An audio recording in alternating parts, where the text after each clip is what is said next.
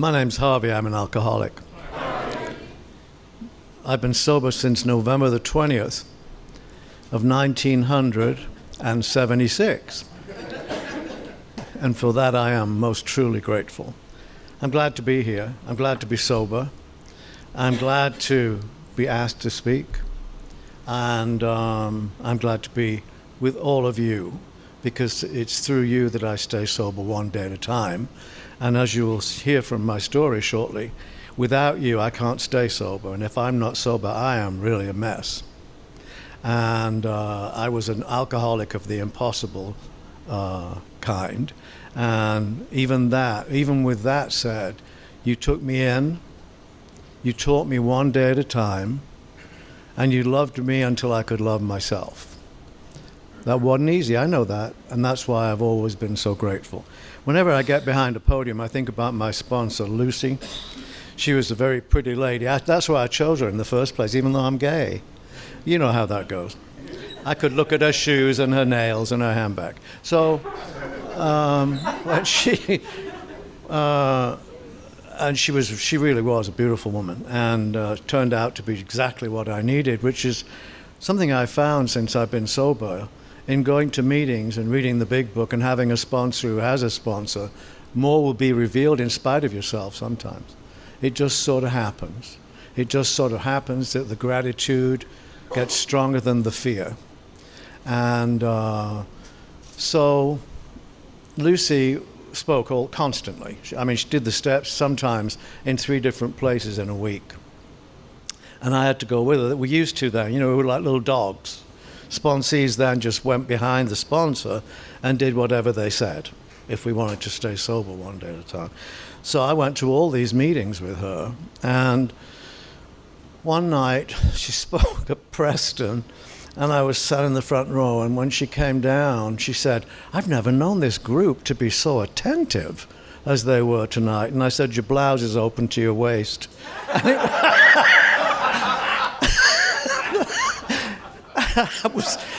I was sworn to secrecy. But of course, there were only 100 people in the room, but I was the one that was going to keep it secret. I want to talk today about how it was, what happened, and I know what it's like today. Most of you already know how it was. It was miserable. I was very unhappy. I was broken. I didn't know what the next day was going to bring. The fear in my life was stronger than anything else. Even though I prayed to God every day, in the morning and at night, that's the way I was brought up, I was still full of fear in my life, no matter what. Even though I had this omnipotent being on my side, I was still scared most of the time. The problem with having that omnipotent being when I was a practicing alcoholic was it was like having the door and no key. I didn't get the key until I came to you all, and you taught me how to listen and how to believe that God loved me just the way I am. And I used to think that eventually I would have visions. I had them when I was drunk, but I thought I would have visions. So, I could speak 7 languages when I was drunk. I could. I only have 1 extra language, but then drunk I could speak anything. And I was tall as John Wayne when I was drunk. And I danced like Fred Astaire when I was drunk. And I wrote the most exquisite poetry when I was drunk. Of course, you couldn't read it. But I was a very accomplished drunk. I did nothing well. The only thing I did on a daily basis that I did every day was drink. And so, as you know, I came from England, and I had 2 brothers and 4 sisters. Alcoholism is in my family. When I first got sober, I'd never told that story because I was ashamed of the fact that my brothers and my mother were alcoholic. And here I am in a room full of drunks. That's how tired my mind was. Your mind does get tired fighting the denizens of alcoholism. It's an exhausting place to live, because you have to get up every day and fight it, right? And what a much easier way of life you've given me today. I don't have to fight anything today. I just have to get up and do as you've told me, and the day goes pretty smoothly. Now, I can't control world affairs. I'd like to. I'm not going to tell you what I would do, because I'm not supposed to do that from the podium, but I have some very good ideas. If you want to hear them later. So, when I was growing up, I grew up in a very nice family, and my brothers were my protectors, as a gay little boy. If I hadn't have had them, Michael tells stories about when he was a gay little boy. Well, he kind of still is, but anyway, when he was a kid, and how much abuse he got when he was a kid. Well, if you abused me, my brothers crucified you. And so I always had protectors around me all of my life. And enablers. The protectors became enablers when I got into my cups and I started drinking and having a little Roll'em Smoke'em and maybe a little Quaaluden and certainly a little poppers. Oh, I loved poppers. And the Quaalude I only took to go to sleep. I didn't know you could take it and dance. And I was an ignorant drug addict. I just didn't really know how to do all that stuff. So, growing up in that house, it was a nice house, but it was not as nice as the house next door. You know where I'm going with this. Nothing's ever good enough for a drunk. And, my dad had worked very hard to raise all of us, and he was the only income, that was the only money that came into the house. And he worked very, very hard, and he came out of school very, very early. Well, he had 9 siblings, and his dad died, and so he had to leave school when he was like 11 or 12 years old and go to work. It sounds like Dickens, doesn't it? But it wasn't quite that long ago, but I mean, he did do that, and what a fine man my father was. I didn't know that until you told me. I thought he should have made more money to leave to me. I didn't know about how to look at a man that is truly successful in raising a family, being honest, and making people happy around him. I didn't know those things were really important. I thought it mattered what kind of shoes you had on, what kind of car you drove, where you went for your holidays, who your lover was, whether I could steal him, and all the usual stuff. But my dad was a fine man, and so fine he didn't get his degree until he was 51 years old. He made sure that we all got ours before he went back to school. And so that's the kind of background. My mother was a darling little lady, and she was not as glamorous as the lady next door. Mother wore dresses that looked like they were made of sofa fabric, the big cabbage roses and boat necks, and you probably don't know what a boat neck is. You wear a boat neck in the rain, you drown. Anyway, the lady next door, sweet. Mother was very sweet, straight arm down, not a curve on her. And the lady next door was very curvaceous, and she wore big hats, and she drove a very, very expensive automobile, and the house was always being modernized, and they had a magnificent garden. And, I always used to say I've never had envy. Well, hell, I had envy. I had envy when I was a kid. I had envy when I was growing up, and I had envy before I got sober. Well, after I got sober, you told me I could not have any envy, because it led you to dangerous places. And since that time, I haven't had any.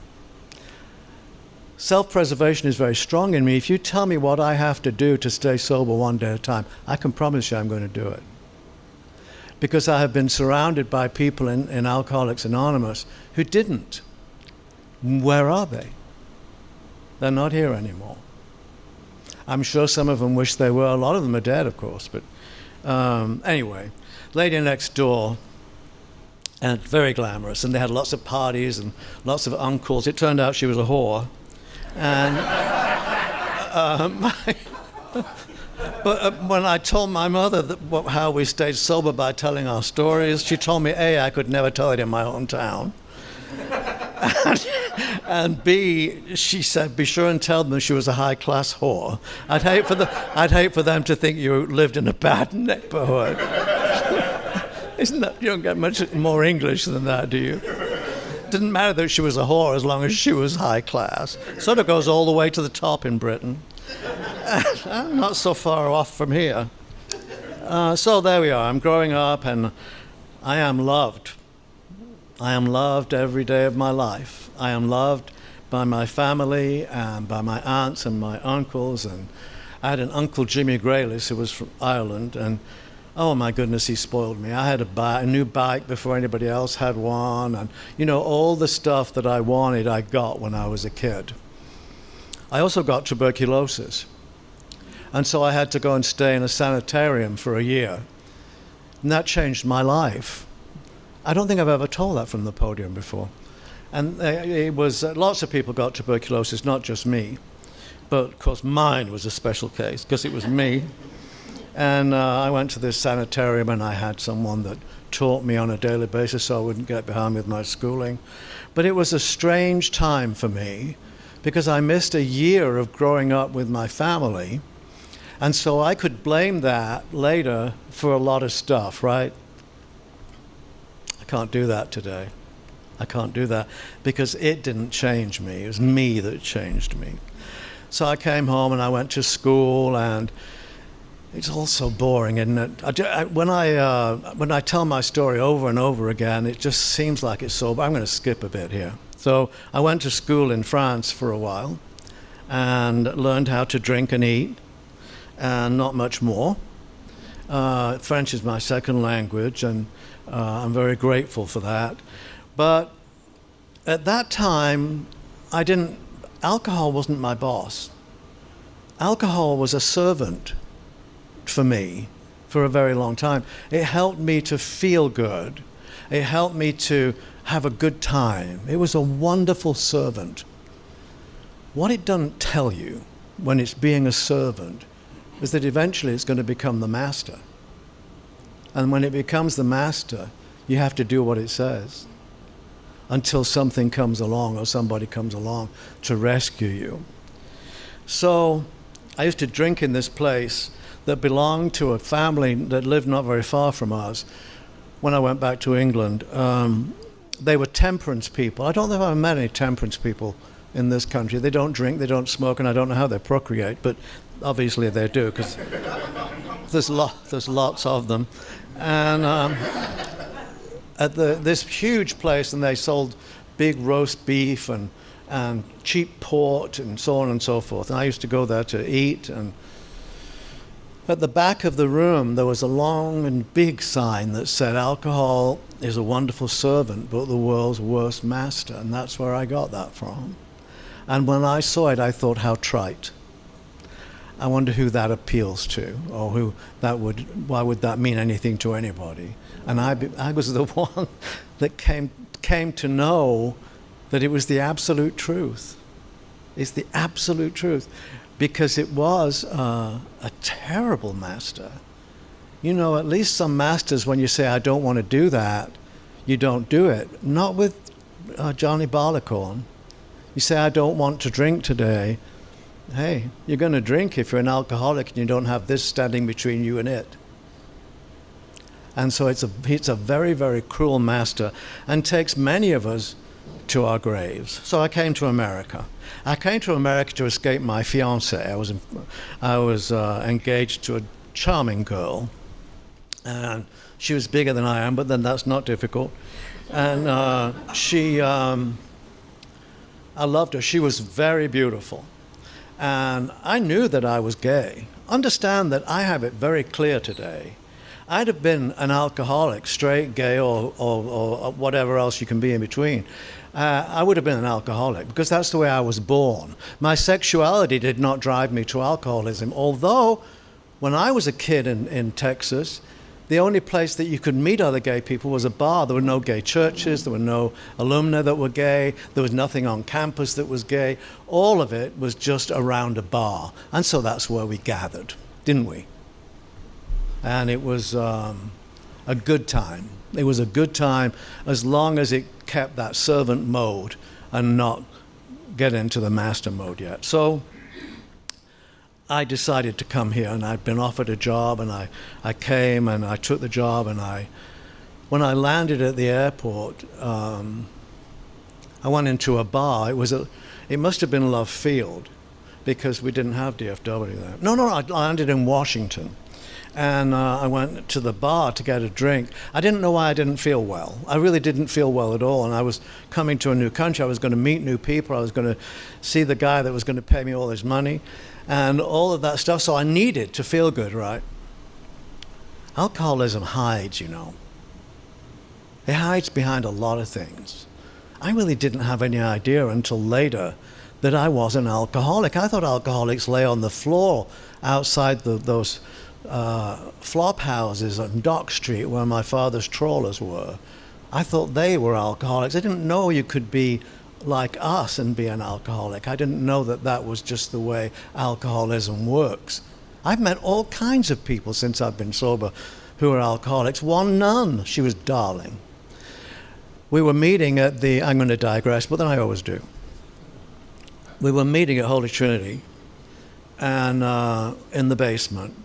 And my only fear, this is when I've been sober a while, my only fear was that one of the priests would come down the stairs and hear somebody say, fuck.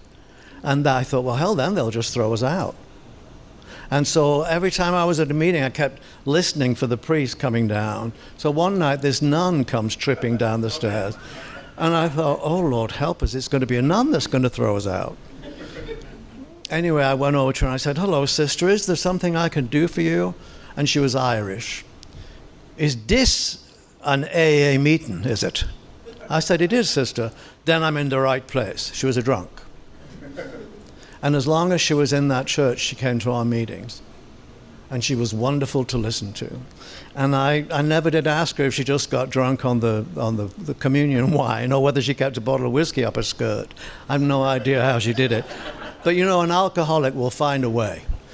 You don't necessarily have to have any money. You don't have to be good looking anymore. If you're an alcoholic and you're still drinking, you'll find a way to get it.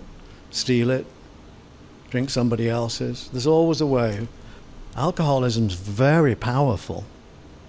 Very powerful. It takes something much more powerful to keep it out of the way, and that something in my life is God. Without God, I couldn't keep it away from me. There's just I need something that powerful for me. So anyway, I met Douglas, the love of my life, and still the love of my life. And we were together for a long time, but we had the most wonderful life. He was so romantic.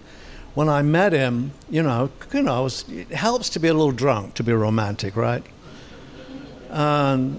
So I'd gone to an opening of a club in Houston, and I saw this cute guy across the way, and remember, this is a long time ago. This is when they used to still come in and throw us against the wall and turn the lights on, and look at our driver's licenses.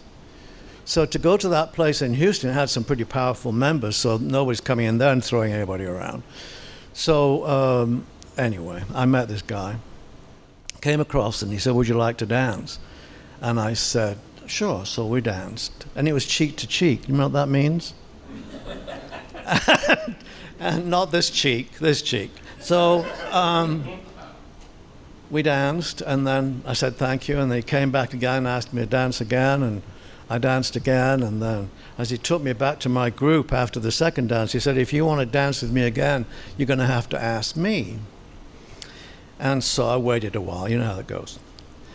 I waited a while, and I went over and I asked him to dance, and we danced, and then we danced, and we danced. And he said, what are you doing for the rest of the evening? And I said, I have no plans. And he said, well, now you do. So we spent that evening together. We did not go home together, but we spent the evening together. And it progressed for about a year. And about a year in, I was living here, he was living in Houston. He came here and we went out, and he said, do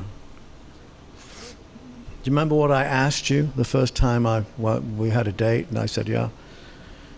And he said, I asked you what you're doing for the rest of your evening, and you said, nothing. And I said, well, now you are. And I said, I remember that.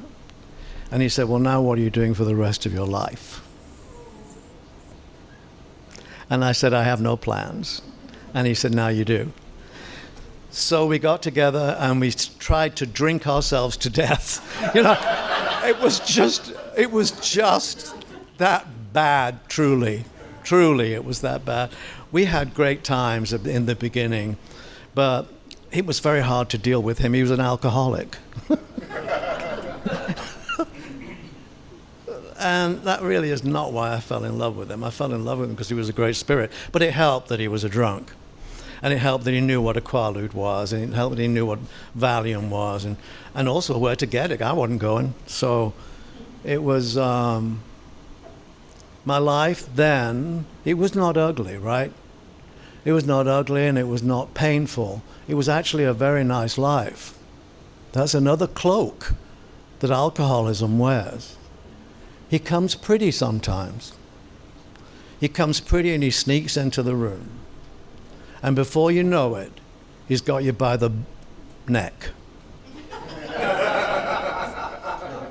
Church. So that towards the end of that relationship, I did all the stuff that everybody does, you know. I tried to call the Pope every now and then. I'm not Catholic. But I thought he might be able to help me. I went to psychiatrists and psychoanalysis and self-help. And there was a woman at that time that was very, I can't remember her name. She did visualization. And she came to Fort Worth and I went to find out how to visualize myself sober. There's only one way to visualize yourself sober. Put the bottle away. That's the only way for this man to do that. So we went on and we had a good time. I really did have a good time and traveled a lot and I did very glamorous things that I'd always wanted to do. I had a really great life and we went to so many places and had such a good time. And then it started to crumble. And I started going to the doctor all the time because I didn't know what was wrong with me. And one of the main problems for an alcoholic going to the doctor is you never tell the truth, right? How much do you drink every day? Oh, a couple. Yeah, a couple of bottles maybe. And so on and so forth. So the doctor doesn't really stand a chance.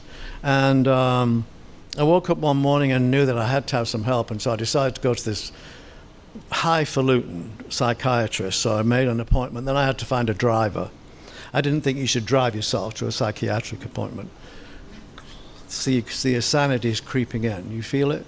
You see it coming? It nudged me for years before it knocked me over. It really did. Alcoholism nudged me for years until the day came when it hit me so hard I had to pay attention. So I get to this psychiatrist. Oh, it was the craziest place I've ever been in. He told me to draw a man and a woman and then asked me if I'd like a cigar and asked me what I thought were my major problems. And I thought, this man's drunk. This doctor is drunk. I can't deal with it. So when he went to the bathroom, I left. And that was my career with the psychiatrist. I never went back again. So I'm drinking. I'm going to work. I'm dishonest. I don't mean I put my hand in the till. I mean that when I was at work, I was never really there because in the morning I was never going to drink again because I felt so terrible until I found Valium. You know, I used to say that I didn't take drugs. And then Mark Carroll told me I was a liar. That I had taken them for a long time with him. We used to smoke marijuana by the lid. I have no recollection of that. But I know that Mark wouldn't lie to me.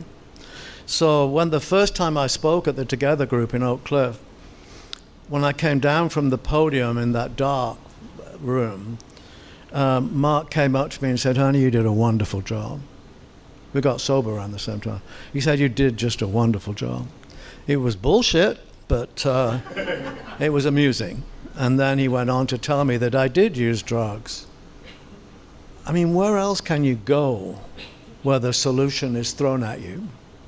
Where the solution to being miserable is thrown at you?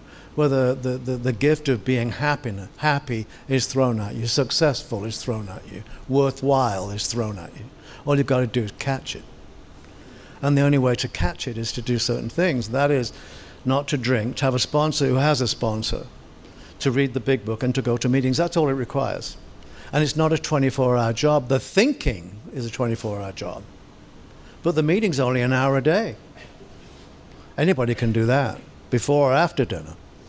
I've seen people during dinner. We used to go to that meeting on Tuesdays, and one guy used to bring 3 courses, remember? And eat it right there in front of us. I was always starving because we ate afterward. So here we go. I did all the things in my active alcoholism that you've done or thought you might like to do. I've done them all. I've awakened in a foreign country and have no recollection of getting there. I have, you know how it goes. So let's cut to the nitty-gritty here. One night, I'd been around AA a little. I woke up one morning, and there was a man in bed with me. I thought it didn't matter who or what he was as long as I was not by myself. I thought that everybody had to wake up with somebody. Well, that slowly the people who are going to go home with you when you're an alcoholic, Prince Charming, they ain't usually when you get down to the bottom of the line. And so this was not Prince Charming. This was a person that somewhat looked like a Neanderthal. And he didn't have a tooth in his head, but he did have gold earrings, which was sort of saving grace for him. And he opened his eye, and he said to me, do you have a beer? Well, I didn't drink beer, but I had some in the refrigerator downstairs. So I went down, and I thought, how disgusting, he wants a beer. He hadn't even cleaned his teeth. Didn't have any. What's he going to clean? So maybe he had 2 or 3, but not many. That's all I could get. I was a very sad creature. And I was where I was supposed to be, with whom I was supposed to be, because of a very important thing. I was to learn to live again. I was to learn to live over again a different life than I'd ever lived before, and that was just around the corner. So I thought, how disgusting. I went down and I got 2 beers, one for him and one for me. And I drank it, and then I lied to him that he had to go, that, the place is on fire. Those lies that we tell to get rid of people. We can hardly wait to get them home, and then we can hardly wait to get rid of them. At least that was the case for me. So something happened that day to me that I will share with you because I love you. It's a very private and personal thing that belongs to me. But I'm going to share it with you because I think it's important to know that these things happen. I was down in my kitchen, and I fell on my knees, and I said, Father, please help me. Now, that was not the first prayer. I had prayed many, many times for help, but that was the first prayer I made with my heart, my mind, and my soul, and it resonated in heaven. Now, I think he heard all the prayers, but that one, I think he said, this boy's ready. Let's go to work on this boy. And so, I didn't know much about Alcoholics Anonymous. I knew people that had been in it that I thought they were terribly boring, because they didn't drink. That was a self-defense mechanism. They weren't boring at all. I was the one that was boring, telling the same stories and same tales over and over again, sometimes on the same night. As you have more and more to drink, you become more and more amusing, at least to yourself. So I fell onto my knees, right? And I said this prayer. And there was suddenly, I don't know whether it was light, whether it was hot air. I'm full of it anyway, but I don't know but something happened to me. You taught me, after I'd been here a while, that was called a religious experience. Well, I've had many since, but that was the first one that I remember. And so, not knowing much about AA, I get on the telephone. You dialed then, and you had yellow pages. I love yellow pages. They were so easy. And I found AA. And so I called them. And I got this lady on the phone. No, I called the church first, and they said they couldn't help me. And so they gave me this number, and I called in. It was a girl called Helen, who was at the Together group in Oak Cliff, the first gay AA group, one of the first in the country. And I called her, and we saw I was, polite. And then she said, I said, I think I need to go to an AA meeting. And she said, have you had anything to drink today? And I said, no. Really, it's morning time. I said, no. And she said, well, don't have any more. And we have a meeting at such and such a time. I'm going to send somebody for you. And I thought, well, it can't be all that bad. They've got drivers. So this guy came to pick me up, and I knew him. And he had a Volkswagen that had more holes than it had doors on it. And he took me to my first meeting of Alcoholics Anonymous. You have learned, since you've been sober, as I have learned, that certain things become very important in one's life. Who would have thought that desperation would have been a very important, very powerful, very real, and very desirable tool? I would never have thought that. I thought desperation was something to avoid. Desperation got me sober. Desperation got me into these rooms to be with you, to learn how to be sober, not just once, but to be sober one day at a life with His grace, one day at a time with His grace until there are no more. So I was really desperate. And that meeting, oh my God, you've never seen it. Most of you have never, unless you've been in a crack den, then you've seen, this is what this looked like, and it was a recovery place. It was, don't let me mislead you, I had never been in a crack den, but I think that's what it must look like. And I do know that they've got one waiting for me if I drink again. May not look like a crack den, but it's the same thing. It might be whiskey. David A. used to say that I drank Cheva's because it came in velvet bags and I could keep my money in the bags. He was a wicked old man, but he helped me stay sober one day at a time. So I get there, and my first thought is, God, this is the crummiest bunch of people I've ever seen in my life. And there was a man on a sofa that was, his eyelid was very badly torn. There was a cat throwing up. I know you can't make this up. There's a cat throwing up, and there's a spring coming out of the sofa, and they're all laughing, smiling, and happy. And I thought, well, hell, this lot's got nothing to be happy about. Here am I in the depths of misery. The only, way I wasn't miserable is if I lied to you and told you I felt fine. By the way, feeling fine will get you drunk if you don't. Somebody says to you in these rooms, how do you feel? Don't say fine if you're not fine. We come here to get sober and stay sober by helping each other. So if you're not fine, say so. And tell people why you're not fine. Maybe they felt like that yesterday. And they can tell you how they got out of it. That's the way this works. So anyway, I decided I'd go back because I might be able to help these people. And I could certainly help them how to dress. But everybody was so happy, and I thought they were piping amyl nitrate through the air conditioning. But it turns out they didn't have any air conditioning, so that obviously there was this wonderful, wonderful lady. And she was actually a Fort Worth debutante, but she looked like a lumberjack. And it was, I got sober in November, and this was getting towards December. And she was talking about Christmas, and she was going to get an oxyacetylene torch for Christmas. I didn't even know what it was. And she said, what are you going to get? I said, probably another bracelet. It was just, but I kept going back. I didn't stay sober right away. This was probably around the 1st of November. And the guy that took me home, the same guy that picked me up, said to me, this is how it really works. Don't listen to them. You go to meetings on Monday, Wednesdays, and Fridays, and you can drink the rest of the time. I'm supposed to be sober, right? If I'd have followed those instructions. I certainly would not have been sober for very long, and he wasn't either. He's dead.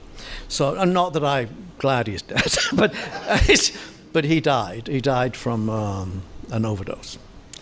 Cocaine. So here I am at the beginning of my journey. You know, when you make a journey in this world, usually you have to buy a ticket. First of all, decide where you're going. Buy a ticket, decide what kind of clothes you're going to take with you, pack a bag, see if you're going to take somebody with you or go by yourself, and so on. That is how I'd always made a journey. Didn't have to do any of that here. In fact, instead of packing a bag, I had to learn how to unpack it. Because my life was so full of baggage that was keeping me drunk and miserable that you all taught me one day at a time how to get rid of it, how to drop it by the wayside each day as I got sober, one day at a time. That's all there is, by the way, one day at a time. That's all I want. That's all I can handle. You might be able to handle, a couple of months at a time, not me. One day at a time is just fine for me. And it's worked for this length of time, so I'm not going to change that. So somebody called me that I knew very well, and she had everything I thought was necessary. She was rich, good looking, and drove a 560 SL. Wow. I promised myself I'd have a 560 SL if I stayed sober for 10 years. Guess what? I got it. Didn't make me happy, but it made me happy that I've been sober for 10 years. So she called me and said, I'm on my way into town. I'd like to go to a meeting. And I said, okay. Remember, I am not quite sober, which is like not being quite pregnant. You either is or you ain't. And I was sort of teetering on the edge. Could have gone one way or the other. Fortunately, desperation pushed me in the right direction. So she called me back and she said, I've had a drink, will you still take me? And of course, that's. And then I started to wonder or worry, I'm not sure which. I didn't know what to wear to a 12-step call. This is how my mind works. What do you wear to a 12-step call? And she kept calling me back, and sure enough, she got drunker and drunker. And the best place in town was Fairmont then, and that's where she was staying. So I decided that what I would wear is a pair of gray silk pants, a white shirt, and a sheared beaver coat. And a fedora. You can't tell it. You just cannot tell this stuff on yourself. But I do. So that, I know that sounds bad enough already, but it was 85 degrees. So I went down to the Fairmont, and I went, knocked on the door, and she let me in, and it was a pretty glamorous place at that time. And she was a glamorous woman. She was a woman that wore wigs, and that night it was very, very apparent because she had it on sideways. And it went like this instead of like this, and this was a big rat over here. So we went in. Anyway, the bottom line of that story is that I drank with her. Why? I didn't know what else you could do. Remember, I'm new. I'm just now getting sober. I'm not quite sober. But that's the only thing I knew how to do, right? Was to drink with her. I thought I'd keep her company. And we drank a lot of wine. And I really never liked wine. I always liked whiskey. I like to have whiskey with my dinner, whiskey with my brunch, with my bread. I just like whiskey. And it works faster. And so anyway, she was very rude. She collapsed and fell under the table, which is where I left her. Such a gentleman, right? And she could have choked on her own vomit, but she didn't. God was there. Went downstairs, sat on that banquette, and thought I was James Bond, and I was drinking Kier out of a big glass, and I used to think that people were wondering who I was, and I now think they were wondering what I was. Anyway, I got home, and that's when we talk about the cradle in old-time AA. That's when the cradle appeared that I got in, because that was when I had my last drink. I got in that cradle, he took me home. There was no way I could have driven that car home and not killed people. So he took me home. And the next day, I woke up with that wonderful feeling of desperation. I didn't think it was wonderful at the time, right? But it got me where I am. It got me where I was going. Because I had to do something because I was miserable. You know, David A. used to say he'd rather be drunk than miserable. And I used to think that was a very bad thing for him to say. But now now that I've been around a while, I understand what he means. My choice is to be sober and be happy today, not to be sober and be miserable. If you're sober and you're miserable, do something about it. The main thing to do about it is to go and work with somebody who's less fortunate than yourself, so that you can see how lucky you are. So I got sober. You got me sober. I didn't get sober. I used to think that God would talk directly to me. And on occasion he's given me, as I've told you, this big nudge. But he's never actually spoken English to me or any other language. But I learned that when I asked questions in my prayers and came to meetings, the answers were always in the meetings. You know, when I was so worried about taking the 4th and 5th steps of recovery, I was so worried about it when I was by myself and reading them in the big book and so on. I don't know what I thought. You'd have thought I was a mass murderer, but I just didn't want to reveal that much of myself. Until now, I had a sponsor early, I suggested. And she told me that unless I did this, I would not drink. I would, in fact, end up drinking. So I want to move on, if you don't mind. I'm going to skip forward. I got sober and I stayed sober and I did all the stuff that you told me to do that. I got involved. I did many meetings, lots and lots of meetings.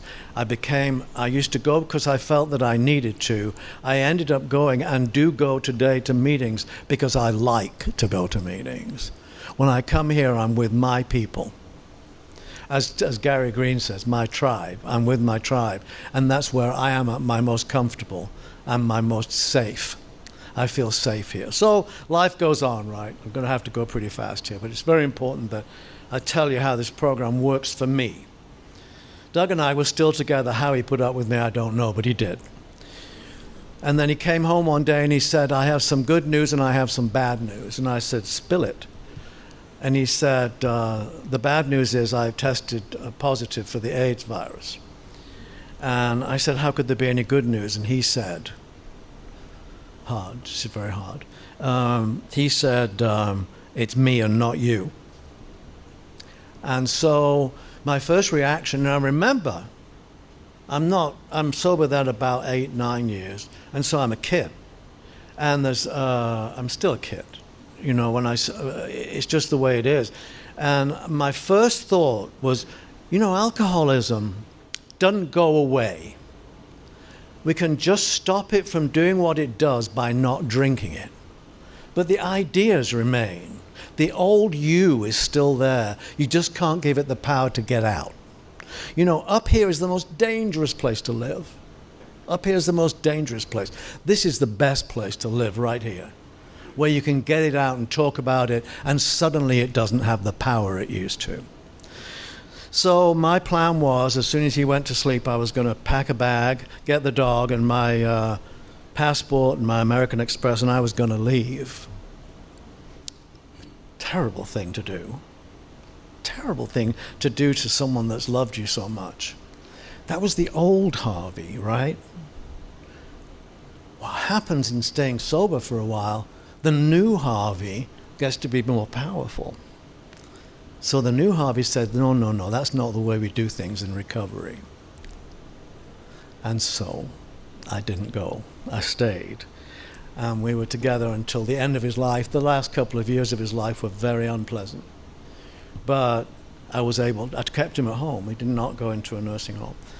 But that is not for you to think, what a great guy.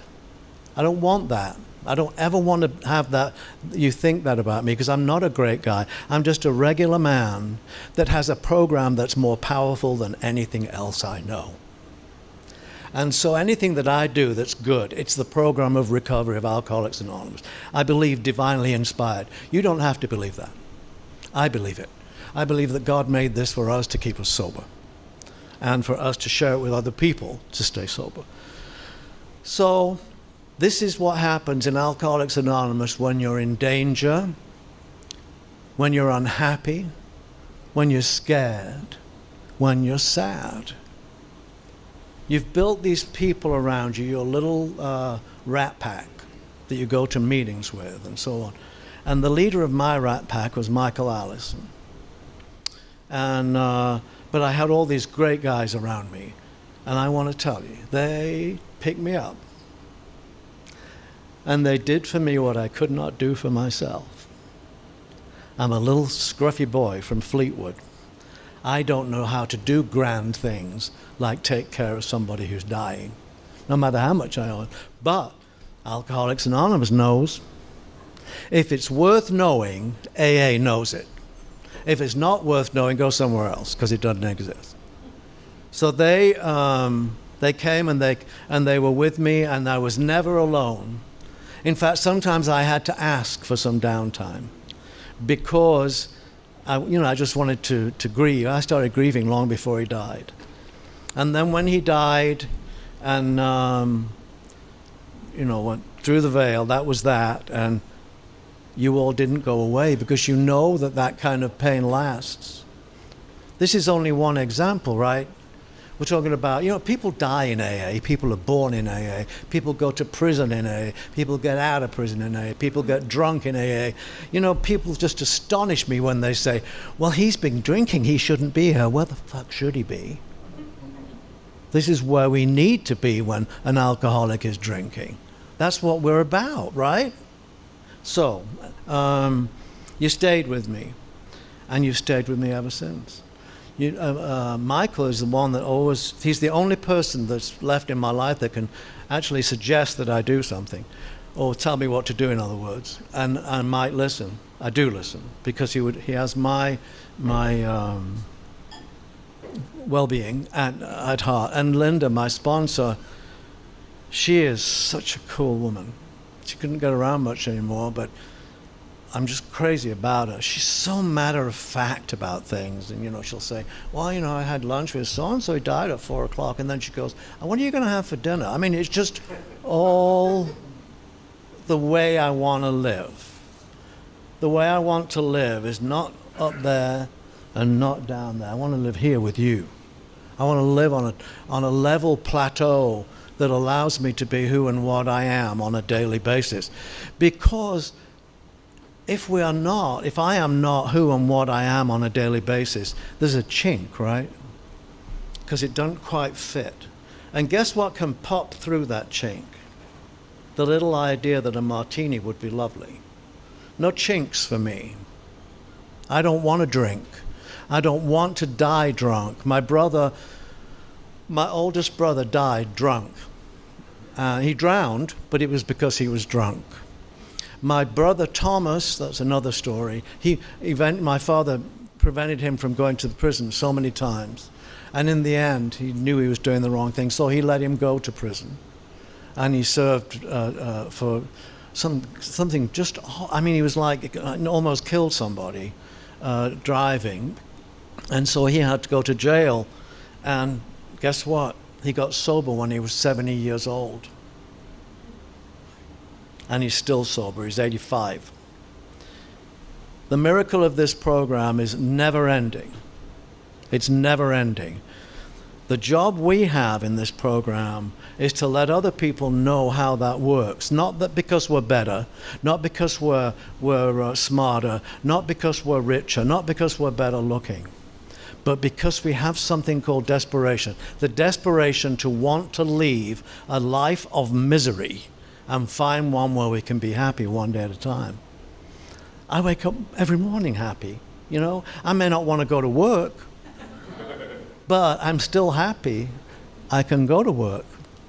And now, I've been around quite a long time, and I'll tell one last little story. David Aronofsky, you probably know. Does anybody in this room know him? Yeah, of course you did. He was really a piece of work. And when we used to meet at Lambda, we shared a meeting room with Alano, which is where he went. And it was on Cedar Spring, on Oak Lawn, above a shop called, what was that women's shop called? What? Oh, the Orchid Shop. And it had a sign on the front, clothes for women with men in mind. It was for ladies of the night. Anyway, and behind it there used to be a dirty movie house. I was never in it. I just knew it was there. It had 13 steps that went up to it. And so I went to the meeting, and I bought myself a new car, an Eldorado Sportster. Gorgeous thing.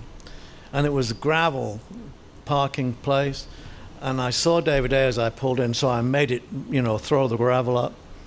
And then I walked up the steps to David, and he said, "New car?" And I said, "Yes, sir." And he said, "Is it paid for?" And I said, "Of course it's paid for." And then I went into the meeting. I didn't hear what anybody said. All I could think about was the fact that I had lied to David A. about the car being paid for.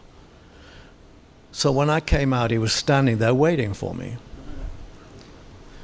And he said, "How is your now?" He said that all the time. He said that, and he said, "Roll it around your head a little bit," which made me crazy. And I did roll it around I said, "You ruined that meeting for me." He said, "What?" I said, "Oh yeah, you ruined that meeting for me. You made me lie."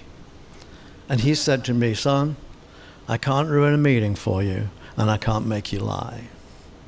He said, "If you always tell the truth, and when you need help, ask for it, and when you can give help, give it, when you will remember each day, one day at a time, the only way that you can live happy, joyous, and free is sober." Thank you.